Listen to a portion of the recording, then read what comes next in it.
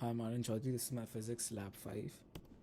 So, in this experiment, I would attempt to model a system experimentally and computationally exhibiting Faraday's law and Lenz's law and comparing the data between the two.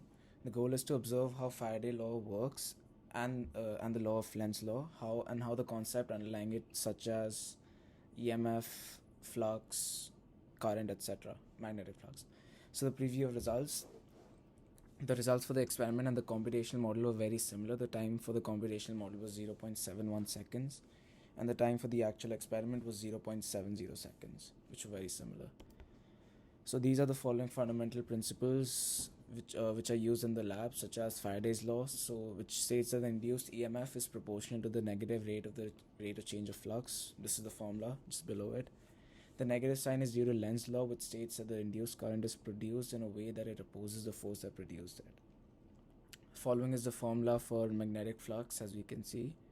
Other important concepts are magnetic field, magnetic force, EMF, and finally the Ohm's law, which is at the very bottom, which states V is equal to IR.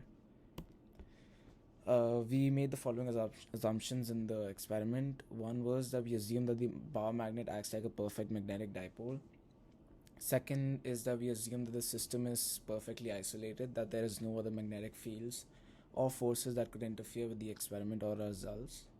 We also assume that the magnetometer app correctly defines the north pole of the magnet.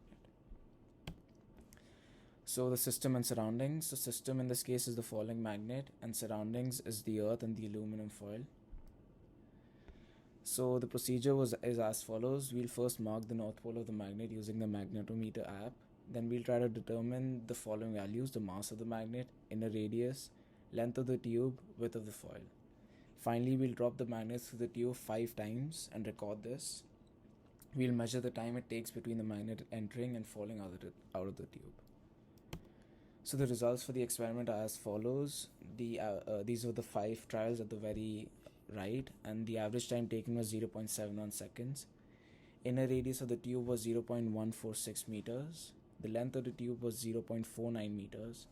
The width of the aluminum foil was 0.003 meters. The total radius was 0.0176 meters, and the mass of the magnet was 0.025 kgs. So these were the values that I got and calculated. The following is my computational code. So we put the values for the length, width, and and the radius that we calculated in the previous slide. Just below it is the value for the magnetic dipole from lab 3 which is put in the variable mu underscore mag. Finally, below this is the function that we use to calculate the dipole moment. And then finally, at the very end is the function with which we calculate the flux.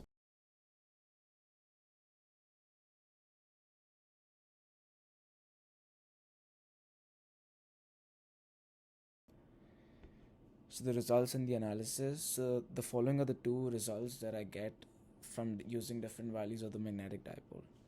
So the first image is the result that I get when the value of mu is 3.71, which I got from lab 3. When I use this, the magnet takes 1.495 seconds to exit the tube, which doesn't match the values that I got from the experiment and the procedure. In the second result, however, we use the value of mu that we calculated. In this case, it takes 0.7 seconds for the magnet to exit the tube, which matches the experimental value. So these are some of the sources of error. So the measurements could have been inaccurate due to human error while handling instruments, or the uncertainty from the meter stick. The main source of error could be that when the magnet is falling, it touches the side of the tubes. If the width of the magnet is shorter, it causes friction to slow down the magnet, and that affects the reliability of the results. Finally, the conclusion: what if questions. So what if the resistivity of the conductor were reduced as close as possible to 0? How would the dynamics of the falling magnet change? Since the resistance is proportional to resistivity, the resistance would also become 0. This would result in a very large current according to the formula of Ohm's law, which is V is equal to IR. This would result in a very large induced magnetic force as a result, and therefore the velocity of the falling magnet would in turn be slower, since the large force was will oppose the force of gravity.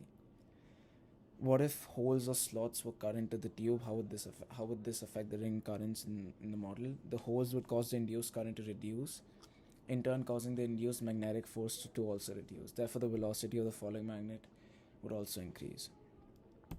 Thank you.